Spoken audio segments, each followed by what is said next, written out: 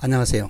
오늘은 영재가 3년 후 바보가 된 사연 두 번째 시간입니다. 여러분, 보통 일반적으로 뭐냐 하면은 사고 자체가 한 10살 정도를 전후해서, 혹은 9살, 10살 한 이 사이를 전후해서 사고가 변화합니다.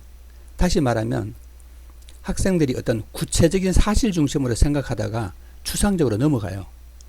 근데 이제 이게 점점 빨라지고 있습니다. 실제로는 지금 100년 전만 하더라도 보통 13세 정도가 돼야지 굉장히 추상적인 사고를 시작했는데, 지금은 1960년대 정도 되면은 11세 정도로 떨어집니다. 한 2년 정도 앞당겨지고, 지금 최근에는 연구 결과를 보면 추상적 사고를 벌써 9세 정도만 되면 한다는 거예요. 어떤 아이들은 7세나 6세 정도에도 추상적 사고를 할 수 있는 상황이 됐습니다.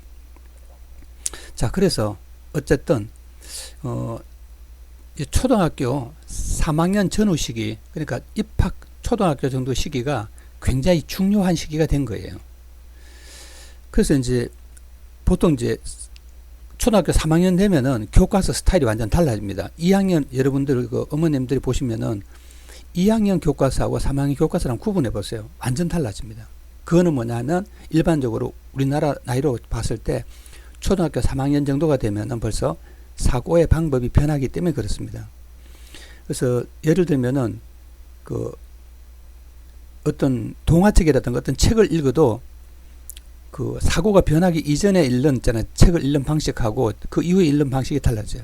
특히 뭐냐면 초등학교 3학년은 한 2학년, 3학년 이 정도 되면은 굉장히 두꺼운 책을 읽기 시작해요. 그 다음에 어른들이 읽을 수 있는 것을 읽어내기 시작합니다. 그전에는 읽으라고 해도 재미없어서 읽지 않아요. 근데 이때가 되면 사고 자체가 변하기 때문에 읽을 수 있는 거죠.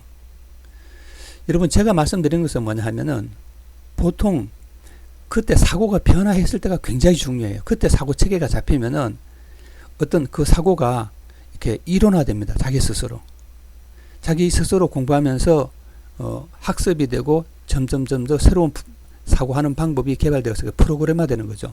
그래서 훨씬 더 좋아집니다. 근데 이제 그때 뭐냐면 지나치게 암기 중심으로 공부를 한다든가, 아니면은 이제 억압을 받을 수도 있죠. 예를 들어서 스트레스를 준다든가 혼낸다든지 하면 도리어 있잖아요. 사고의 성장에 굉장한 방해가 됩니다. 그러니까 사고는 뭐냐면 다양하게 자유로워야 돼요. 예를 들어서 단순하게 암기를 한다고 그러면은 다르지만은 사고가 다양하게 이렇게도 생각하고 저렇게도 생각하고 해야 되는데, 스트레스를 받으면 스트레스에 에너지를 소모하고 그러면은 이제 시냅스 발달이 잘 안 되는 거죠. 그러면 당연히 현대에서 요구하는 어떤 그런 창의적인 사고나 비판적이고 어떤 그런 것들은 발달하지 않는 거죠. 자, 초등학교 3학년 1학기 교과서에 나왔던 내용을 한 문단을 가지고 한번 이야기를 해보겠습니다.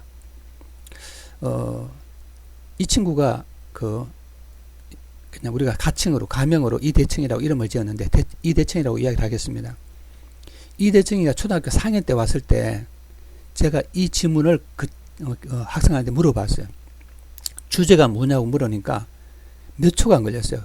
딱 읽는 순간 주제를 딱 말했어요. 그래서 저는 어쩌다가 한 개쯤 그렇게 할 수 있다 하고 생각하고 몇 개를 물어봤어요. 근데 명쾌하게 대답을 하는 거예요. 야, 그러면 제가 깜짝 놀랐어요. 왜냐하면 일반적으로 고등학생들도 잘 못하거든요, 이게. 근데 이 친구는 초등학교 4학년인데 제가 초등학교 4학년 봄으로 기억되는데 이거 당장 딱 아는 거예요. 그래서 제가 너무 놀랐죠. 그러니까 여러분도 있잖아요. 지금 여러분 혹시 만약에 이 유튜브를 보는 사람이, 이 방송을 보는 사람이 만약에 고등학교 학생이나 학부모, 혹은 중학교 학생이나 학부모가 있으면, 초등학교도 좋습니다. 초등학교 학생이나 학부모가 있으면 한번 해보세요. 이 글의 주제가 뭔지 하고, 학부모 같으면 학생한테 물어보고, 여러분이 학생이면 스스로 이 주제를 한번 적어보세요. 그러면 있잖아요. 많은 학생들이 주제를 잘 몰라요. 그러니까 주제가 뭐냐고 물으면 말은 하는데 해보라고 그러면 어떤 일관성 있는 법칙이 없어요. 그러니까 독해가 늘지 않는 거죠.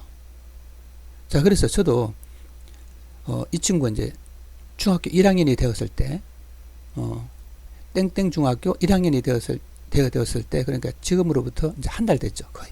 예, 한 달 됐습니다. 한 달 전에 왔을 때 제가 물어봤어요. 이거 못하는 거예요. 그래서 뭐 어떻게 이럴 수가 있지? 저도 이해가 안 되는 거죠. 주제가 뭔지 물었는데 대답을 못하는 거예요. 그러면 이제 제가 왜 그럴까? 여러분, 이제 공부에는 아주 중요한 게 있는데 뭐냐면 범주화가 일어나야 돼요. 머릿속에서 범주화. 예를 들어서 도마가 있으면 도마와 연관된 지식을 쌓는 거예요. 그게 체계가 되는 거죠. 여러분, 도마하면 뭐가 있어야 돼요? 가장 가까운 게 뭐예요? 칼이 있어야 되죠. 그렇죠? 예. 칼이 없는 도마는 의미가 없는 거예요. 도마 자체가 벌써 칼을 전제하고 있는 거예요. 그럼 칼과 도마가 있으면 뭐가 있어야 돼요? 쓸 수 있는 음식이 있는 거죠. 칼과 도마 사이에는 음식이 들어가야 쓸리는 거죠. 그러니까 이처럼 이걸 우리를 뭐라고 하냐면은 이 범주화에 대한 개념입니다. 범주화. 물론 이것을 이제 전문적으로 이제 연구한 이제 러시아 학자가 있습니다. 여러분, 이제 그 사람의 책들이 꽤 많이 있잖아요. 요즘 뭐 다중지능이라고 들어보셨죠? 뭐 대충 다중지능을 통해서 이제 그런 이야기를 하는데 그 사람과 관련된 책들이 우리나라의 그 도구의 기술 뭐 등등 책이 한 꽤 많이 번역되어 있고 뭐 그런 학회도 나와 있습니다. 그래서 어쨌든 뭐 그건 그렇다 치고 저희들이 이제 그 목적이 그게 아니라 그 사람에 대해서는 더 이상 설명하지 않겠습니다. 제가 말씀드리는 것은 뭐냐 하면은 그런 어떤 계열화 이런 것들이 뭐 그 계열화나 이런 것은 굉장히 다양한 옛날부터 연구가 있었어요, 사실은. 자, 그럼 한번 볼까요? 이거를 어떻게 읽어야 될까요? 여러분, 가장 기본적으로 뭐냐면 읽어야 되는 방법은 이렇습니다. 이렇게 나눌 수 있어야 돼요.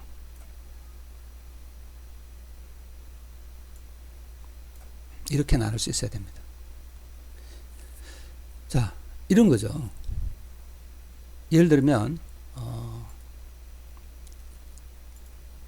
우리는 이런 문장을 가지고 이런 문장을 주제문이라고 그래요. 주제문. 그렇죠? 주제문. 요걸 말을 약간 바꾸면 상위 문장 이렇게 말할 수도 있습니다. 상위 문장. 그다음 이 뒤에 나오는 예들을 뒷받침 문장이라고 그래요. 이 뒷받침 문장 개념은 초등학교 3학년에 다 나와요. 근데 고등학생 중에서도 뒷받침 문장이란 말을 잘 모르는 애들이 많아요. 그리고 뭐 어떤 사람들은 학원에 다녔던 아직까지도 보조문장과 뒷받침 문장과 사실 같은 개념에 가까워요. 예, 보조한다 하니까 중심 문장, 주제문을 보조한다 이런 뜻이죠. 근데 사실은 좀 뒷받침한다는 것이 좀 더 정확한 문장이라고 볼 수 있어요. 의미로 봤을 때.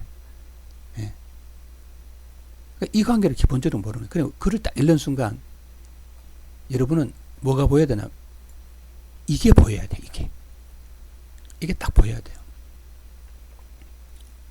자, 다시 말하면 얘는 얘를 설명하고 얘는 얘를 설명하고 얘는 얘를 설명한다는 것을 한눈에 딱 알아야 돼요.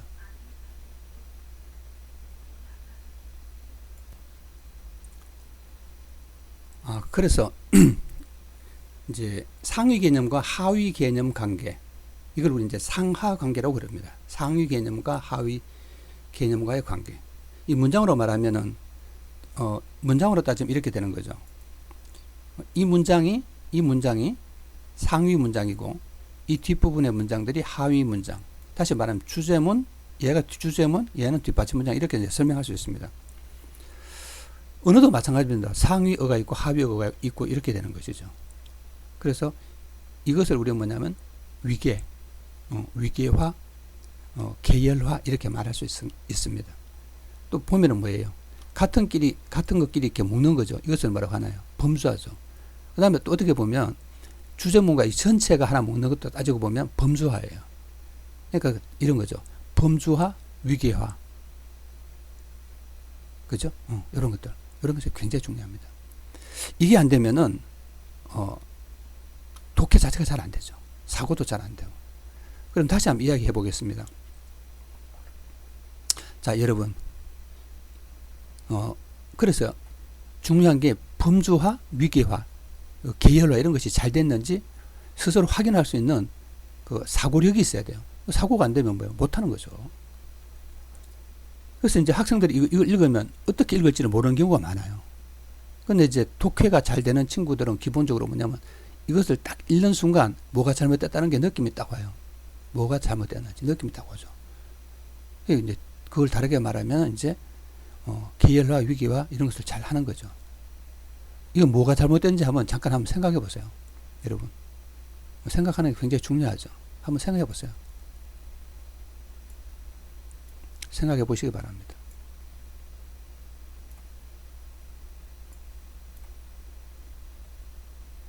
생각해 보셨나요? 네. 그러면 다시 이제 설명하겠습니다.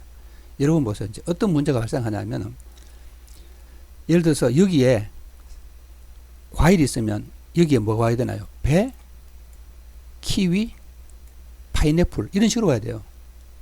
배, 키위, 파인애플 이런 식, 바나나 뭐 이런 식으로 와야 돼요.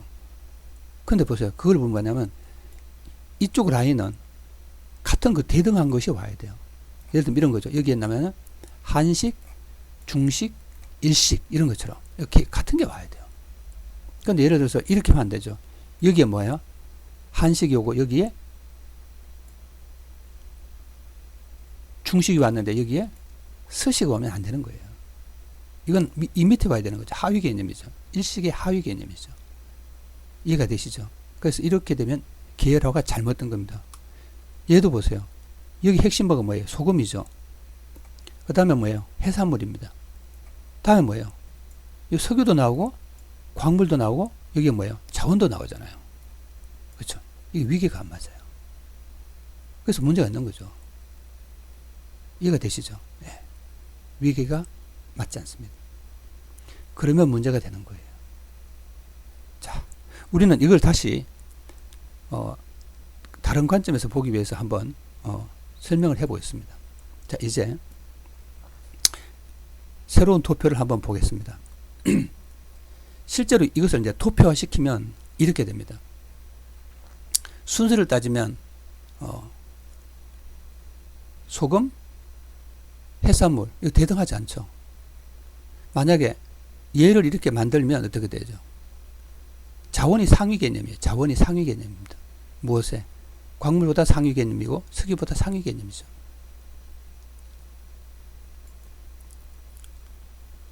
자, 그래서 얘들을 이렇게 배열을 해보면 일단 이렇게 되는 거예요. 제가 이 부분은 순서대로 배열하지 않고 제가 다시 계열화 범주화 시켰습니다. 여러분 보세요. 그래서 이거는 문제가 있는 거예요. 그리고 완전 잘못됐죠.